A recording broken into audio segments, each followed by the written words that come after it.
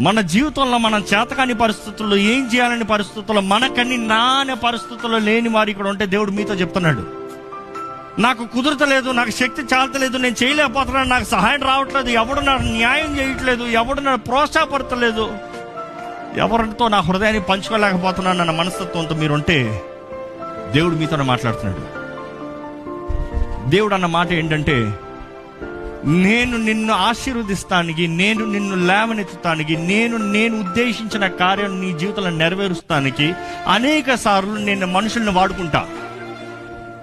కానీ నేను వాడుకున్న వారు నా మాట వినకపోతే నా మాట మారదు. నేను దేవుణ్ణి.